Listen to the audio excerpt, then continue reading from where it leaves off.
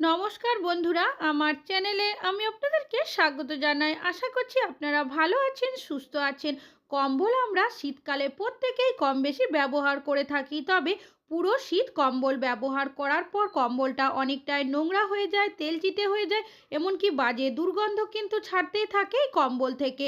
তবে এই কম্বল যদি আমরা বাড়িতে ধুই তাহলে কিন্তু অনেকটাই কষ্ট হয়ে যায়, যেহেতু কম্বলটা জল দিয়ে ধোয়ার পর অনেকটাই ভারী হয়ে যায়। তাছাড়াও কম্বলটা যদি আমরা বাইরে ধোয়ার জন্য দিই তখন কিন্তু অনেকগুলো টাকাও আমাদের খরচ হয়ে যায়। তো আপনারা কোনো রকমের টাকা খরচ ছাড়াই, জল দিয়ে ধোয়ার ঝামেলা ছাড়াই, এমনকি রোদে শুকানো ঝামেলা ছাড়াই কিভাবে আপনারা কম্বলটা খুব সহজেই পরিষ্কার পরিচ্ছন্ন এমনকি জীবাণুমুক্ত করে নেবেন, তারই একটা টিপস আপনাদের কাছে শেয়ার করব।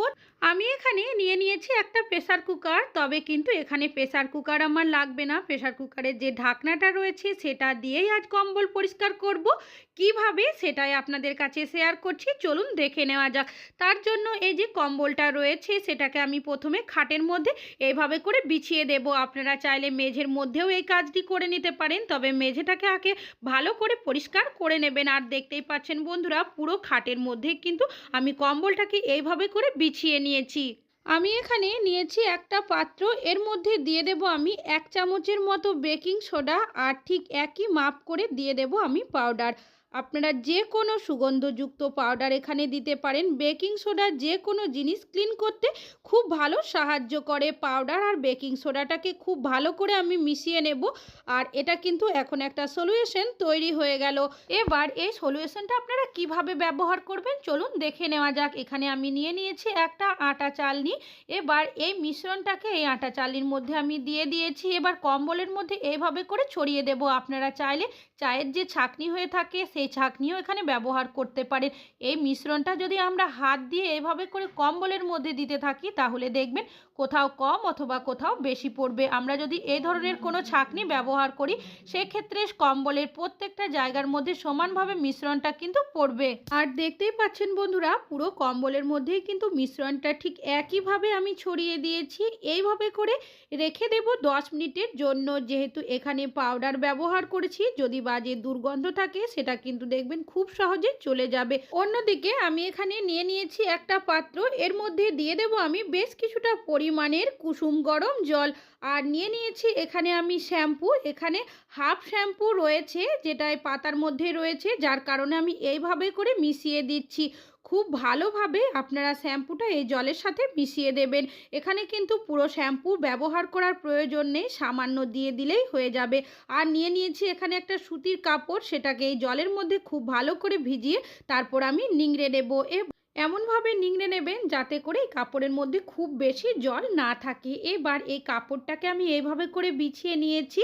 এখানে দিয়ে দিয়েছি একটা প্রেসার কুকারের ঢাকনা। ঢাকনাটা অবশ্যই কাপড়ের মাঝখানে দিতে হবে। এবার আমি এইভাবে করে গিট দিয়ে দেব। আর দেখতেই পাচ্ছেন বন্ধুরা কাজটি আমি কিভাবে করে নিচ্ছি। এমনভাবে গিটটা দেবেন যাতে করে কোনোভাবে খুলে না যায়। এবার এটাকে আপনারা কিভাবে ব্যবহার করবেন চলুন দেখে নেওয়া যাক। 10 মিনিট হয়ে গেছে। আর এখানে আমি নিয়ে নিয়েছি একটা মোজা। মোজাটাকে হাতের মধ্যে এইভাবে করে আমি পরে নেব।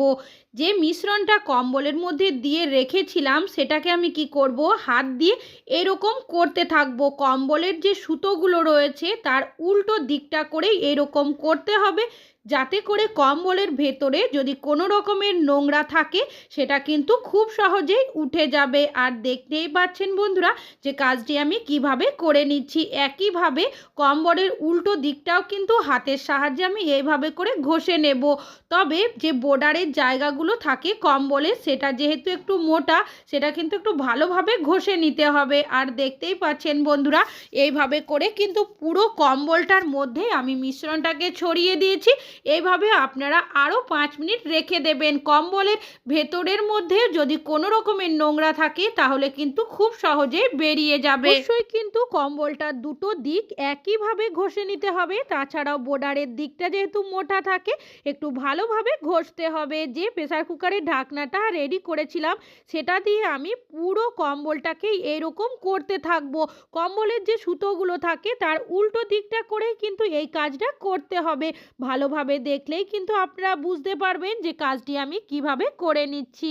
আমরা যদি এইভাবে করে কম্বল পরিষ্কার করে নিই তাহলে দেখবেন যত ভারী বা মোটা কম্বল হোক না কেন জলে ধোয়ার ঝামেলা ছাড়াই, রোদে দেওয়ার ঝামেলা ছাড়াই কিন্তু খুব সহজেই আমরা পরিষ্কার করে নিতে পারবো।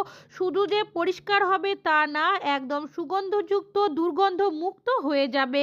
আর দেখতেই পাচ্ছেন বন্ধুরা, পুরো কম্বলটাই কিন্তু এইভাবে করে আমি পরিষ্কার করে নিয়েছি। এবার যে কাপড়টা আমি বেঁধে দিয়েছিলাম ঢাকনার মধ্যে সেটাকে খুলেও আমি দেখিয়ে দিচ্ছি যে কতটা নোংরা হয়েছিল। আর দেখতেই পাচ্ছেন বন্ধুরা, কম্বলটা যেহেতু আমার খুব বেশি নোংরা হয়নি যার কারণে আমি একবারই পরিষ্কার করেছি। তবে কম্বলের দুটো দিকই কিন্তু একইভাবে পরিষ্কার করতে হবে, বর্ডারের জায়গাটা একটু ঘষে করতে হবে। আপনাদের যদি মনে হয়ে থাকে কম্বলটা অনেকটাই নোংরা হয়েছে সেক্ষেত্রে আপনারা কি করবেন, যে শ্যাম্পু মেশানো জলটা আমি তৈরি করেছি তার মধ্যেই কাপড়টাকে ভিজিয়ে আরও একবার নিংড়ে একইভাবে পরিষ্কার করে নেবেন। তারপর আপনারা চাইলে কম্বলটা রৌদ্রের মধ্যে 5 মিনিট দিতে পারেন, রৌদ্র না থাকলে পাখা চালিয়ে 5 মিনিট রেখে দেবেন। এইভাবে করে আপনারা যদি কম্বল পরিষ্কার করেন কম্বলটা পরিষ্কার হওয়ার সাথে সাথে সুগন্ধযুক্ত এমনকি জীবাণুমুক্ত হয়ে যাবে। আশা করছি আপনাদের এই টিপসটি অনেক বেশি কাজে আসবে। ভালো লাগলে লাইক করবেন। আজকে এখানেই শেষ করছি, আবার চলে আসবো আরও নতুন নতুন টিপসের ভিডিও নিয়ে। ততক্ষণের জন্য ভালো থাকবেন, সুস্থ থাকবেন।